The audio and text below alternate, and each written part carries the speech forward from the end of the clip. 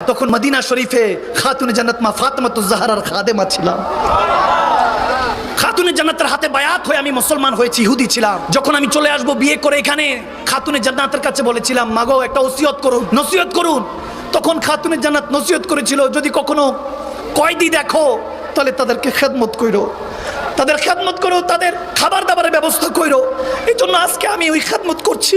যখন মা জয়নবী কথা, তখন চোখের পানি টলমল করে উঠলো, বলতেছে, বলেন আমরা তো বাগী হিসাবে এখানে বন্দি, কয়দি, আল্লাহর কাছে দোয়া করব, কোন দোয়া কি আপনার আছে? ওই খাতুন, ওই মাটা বলছে একটাই দোয়া, ছোটবেলায় ইমাম হুসাইনকে আর মা জয়নবকে আমি আদর করতাম, মরার আগে একবার জয়নবকে আর ইমাম হুসাইনকে দেখতে চাই, ইমাম হুসাইনকে দেখতে চাই। যখন এই কথা বললো, মা জয়নব বলতেছে, দেখেন নাকাব সরিয়ে হলো জয়নব, আর ওই যে সার মোবারক দেখা যাচ্ছে ওটা ইমামে হুসাইন।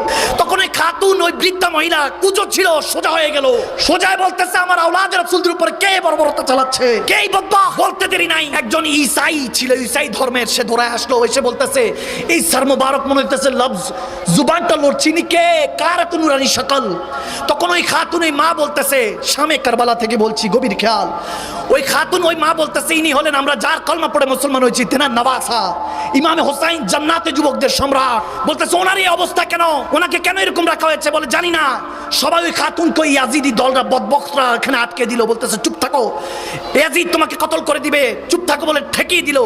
ওই খাতুন, সে হাবশি গোত্রের একজন খাতুন ছিল, তার উপরে হামলা করা লাগলো ইয়াজিদ। ইয়াজিদের দলে 100 ইয়াজিদি দাঁড়িয়ে গেল, হাবশি ইয়াজিদি দাঁড়িয়ে গেল, যা আমাদের হাবশি গোত্রের এই নারীর উপরে কেউ অত্যাচার করতে পারবে না, তারা দাঁড়িয়ে গেল। তখন মা জয়নব মদিনাতুল মুনাওয়ারার দিকে চেহারা মুবারকটা করে বলতেছে, ইয়া রাসূলুল্লাহ, হাবশি মায়ের জন্য আজকে কতজন দাঁড়িয়ে গেল, কিন্তু যার কালমা পড়ে মুসলমান হয়েছে তার জন্য কেউ নেই, তার আওলাদদের জন্য কেউ নেই, তোমরা কি কেউ নেই?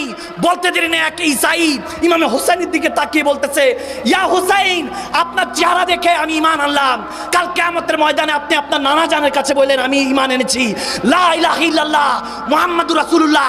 সে কালমা পড়ে তলোয়ার বের করে শত শত ইয়াজিদিদের গর্দান ছেড়ে দিল। সাথে সাথে অনেক ইয়াজিদি এসে তার তখন পেটের মধ্যে ছুরি ঢুকিয়ে তাকে শাহাদাত বরণ করলো।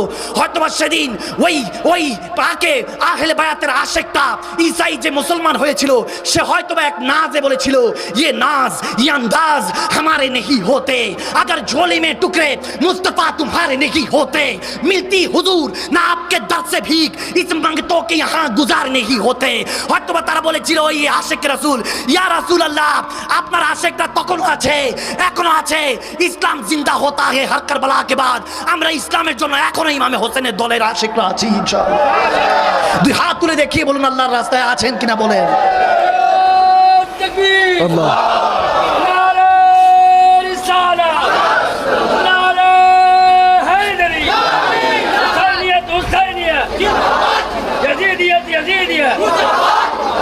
ওই ঋণ শোধ করতে বসেছেন, সেজদা ছাড়া যাবে না।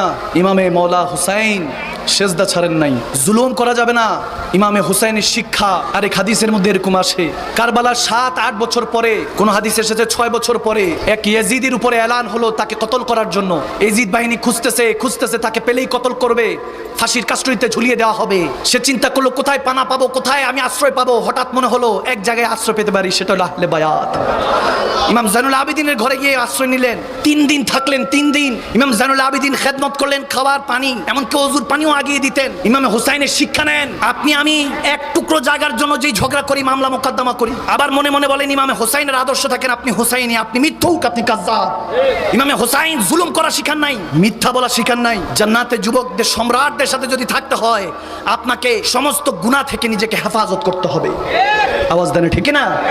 ইন্নাস সালাতা তানহা আনিল ফাহশাই ওয়াল মুনকার। রব্বে করিম আমাদেরকে জানিয়ে দিয়েছেন, একমাত্র নামাজ তোমাকে সমস্ত গুনাহ থেকে হেফাজত করবে, ঠিক কি না? ইমাম জাইনুল আবেদিন 3 দিন খেদমত করলেন। ওই ইয়াজিদি যখন চলে যাচ্ছে, তার সাথে কিছু টাকা পয়সা দিয়ে দিলেন। এক কদম দেওয়ার পর আর পা চলতেছে না। ইমাম জাইনুল আবেদিন আলী মাকাম জিজ্ঞেস করলেন, কুছ রহ গয়া, কুছ লাগেগা, কুছ জরুরত হ্যায়? সে বলতেছে যে না, কিছুই থেকে যায় নাই, সব তো দিয়েছেন, কিন্তু একটা প্রশ্ন আমাকে খেয়ে ফেলছে। আমি তো আপনার উপরে, আপনাদের পরিবারের, নবী পরিবারের উপরে জুলুম করেছি। সেই কারবালার ময়দানে আমি ছিলাম, আমাকে কি আপনি চিনেন নাই?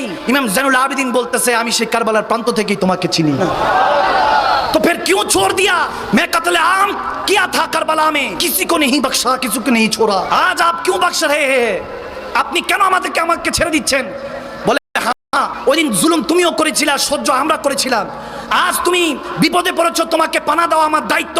তবে তোমার আর আমার আকীদার মধ্যে একটা ফারাক আছে, সেই ফারাকটার নাম হলো তোমার ইমাম ইয়াজিদ ছিল, আমার ইমাম হুসাইন ছিলেন। কত সাওয়ারি দেখলেন, একটা সাওয়ারি দেখে সবাই তাজ্জুব ছিল যেদিন ইমামে হুসাইন রাসূলুল্লাহর পিঠ মুবারকে উঠেছিল। क्या सवारी है, क्या सवार करने वाला था। কি চমৎকার ওই নিদর্শন, ভালোবাসা দেখেন কিভাবে আমার নবী শিক্ষা দিয়েছেন। ওই আইয়ামে জাহেলিয়া যুগ, বর্বরতা যুগে আল্লাহ নবী কি শিক্ষাটা দিয়েছেন, সুবহানাল্লাহ। ওই লেসন, ওই শিক্ষা নিজের অন্তরের মধ্যে রাখুন যুবক। মনে রাখবেন এই দিন দিন নয়, আরো দিন আছে। এই দিনই নিয়ে যেতে পারে আপনাকে রাসূলুল্লাহর কাছে, ঠিক কি না?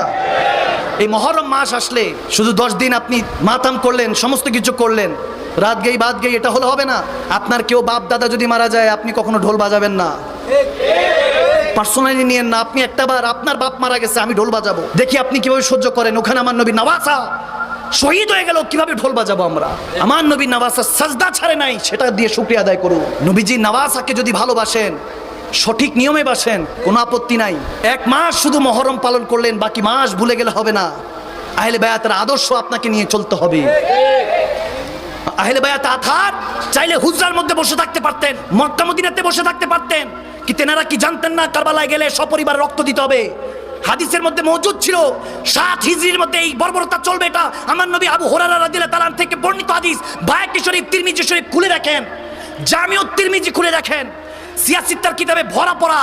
ইমামে হোসাইন জানতেন কারবালার ময়দানে গেলে রক্ত দিতে হবে, পরিবারকে শহীদ করতে হবে, কিন্তু গিয়েছেন উম্মতকে শেষ দিক নির্দেশনা দেওয়ার জন্য যে উম্মত কারবালায় যাচ্ছি নিরস্ত্র, পানির অভাবে থাকবো, খাদ্যের অভাবে থাকবো। আরে খাতুনে জান্নাতের আওলাদে রাসূলরা আজকে যেই মা পর্দানিসীন হচ্ছেন, আবার যারা পর্দার খেলাফ কথা বলছেন, আজকে ওই দিন কারবালার ময়দানে আওলাদে রাসূলরা নিজের চুল দিয়ে চেহারা ঢেকেছিল, নাউজুবিল্লাহ। আরে আমার আওলাদে রাসূলদের উপর এভাবে বর্বরতা চালানো হয়েছে। আর ইমামে হোসাইন শেষ দিক নির্দেশনা এই জন্য দিয়েছেন কারবালার প্রান্তরে গিয়ে, যে মুসলমান নিজের দ্বীন ইসলামকে ঠিক রাখতে, আল্লাহ রাসূলের হুরমত আজমাতকে ঠিক রাখতে, যদি রক্ত দিতে হয় রক্ত দাও, যদি পরিবারকে কোরবান করতে হয় কোরবান করে দাও, ধন সম্পত্তির মধ্যে আগুন লাগিয়ে দাও, তারপরও রক্ত দিয়ে গোসল করে ইসলামের হেফাজত করো মুসলমান। 2 হাত তুলে বলেন ঠিক রে বলে।